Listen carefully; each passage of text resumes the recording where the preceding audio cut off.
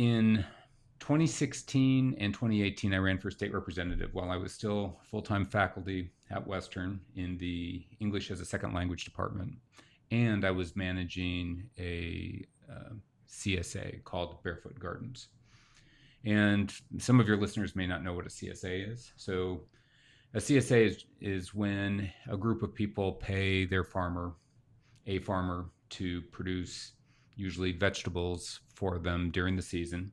They pay that farmer at the beginning of the season, and then each week they get a share of the produce. And our CSA evolved into something a little bit different than the standard model. We became an edible landscape CSA. So my members, including you two, would come out usually once a week and harvest from the gardens that I managed.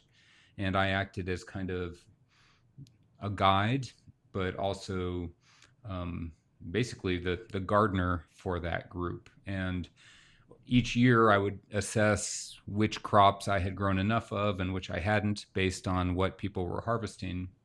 And I would grow more of the things that people were using a lot of, and less of the things that people weren't using.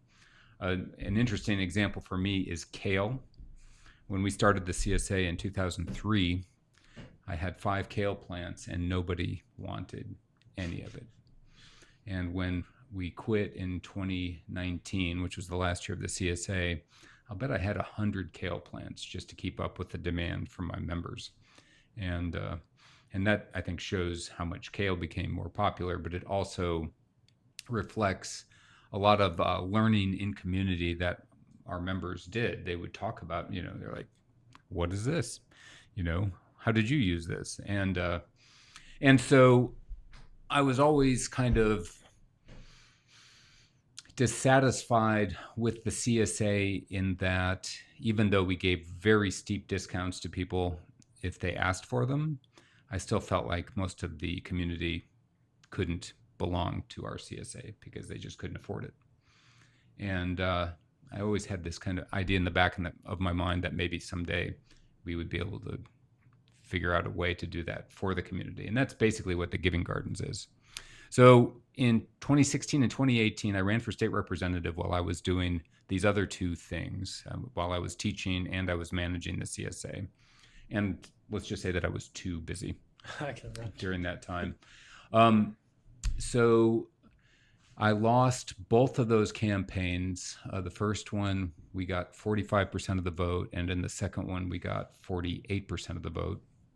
And the reality is I was running in a district that was ruby red, and that Donald Trump won by 28 points, and I was running as a Democrat. So it really was probably an impossible district for a Democrat to win in, or somebody running as a Democrat.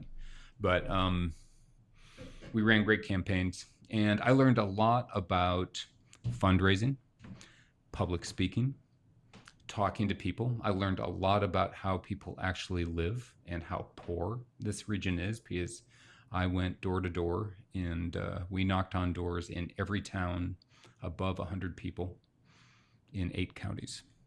And a lot of those places we hit 2 or 3 times in 2016 and 2018.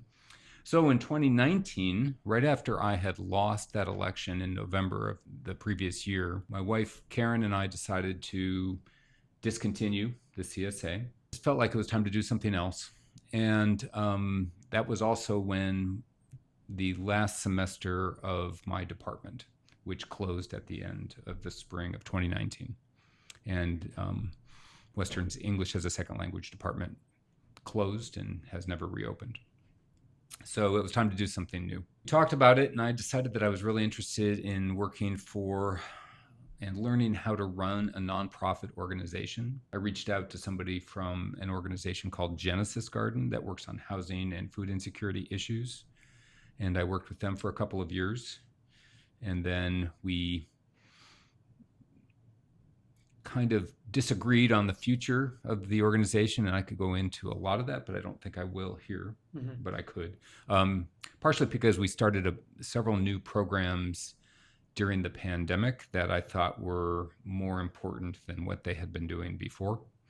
and the founder and the board didn't agree. So I started another organization, and in 2022, I started another organization called the Giving Gardens in April of 2022. And so this is the fourth year. And in April of 2022, it was me, my truck, and some of the tools from my garage, and I managed 4 pretty small gardens. And in 2026, there are 4 full-time staff.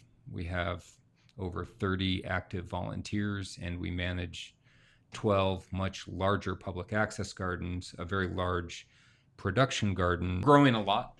And we're in 5 different towns now. So last year we had new gardens in Bushnell and in Colchester, and this year we opened up new gardens in Roseville and Morton, which is near Peoria. And I expect next year that we're going to have more.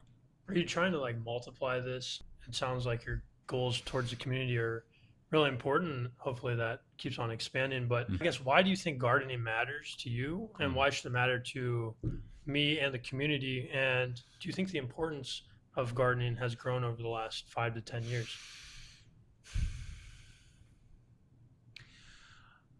I can't explain why I am so interested in gardening. It's just something that caught me. It really goes back to when I was serving in the United States Peace Corps in 1991 through 1993. And I was assigned a USAID model farm.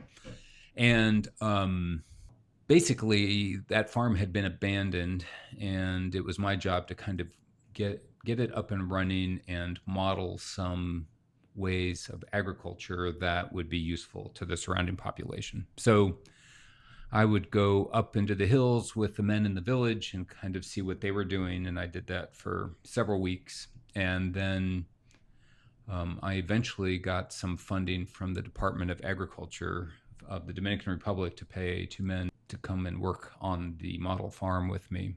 And so we managed about 5 acres of a mountainside farm. So it was steep, and it was a lot of tropical crops and a lot of things like avocados and mangoes and just a lot of things that we don't grow here.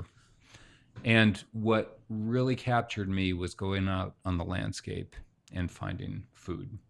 Because the only store in the village, I lived above a village of 300 people, and these people were extremely poor. I doubt any of your listeners have been to a place as poor as the village where I lived. I mean, there were, I would say, most of the houses that might have as many as 10 children were about the size of this room. And then there might be and it was woven sticks with mud. Mm-hmm. And a thatch roof, or if it was a little fancier, they would have a corrugated metal roof and a concrete floor. Like if you had a concrete floor in that village, you were doing it. Nobody in my village owned a motor vehicle. Wow. Right. So, so the village store really catered to people coming through who could afford to buy rum or beer. And some of the men in the village clearly drank rum, some of them a lot of rum. And then there were just like some very basic staples like rice, pasta, tomato paste, chicken bouillon, but not very much, right? So if I was hungry and I wanted to have a meal, I could go and beg for my neighbors, and they would always feed me, no matter, like, if a man had come in from working all day and hadn't eaten all day, and I happened to stumble by the house, they would insist on me eating half of his food, right? Wow. He would take it right off his plate and hand it to me, even though he knew I was fat and rich. Yeah.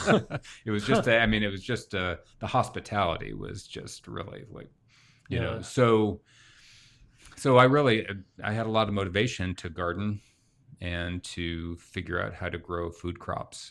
And so that's what I did for a couple years there. And I've always gardened since.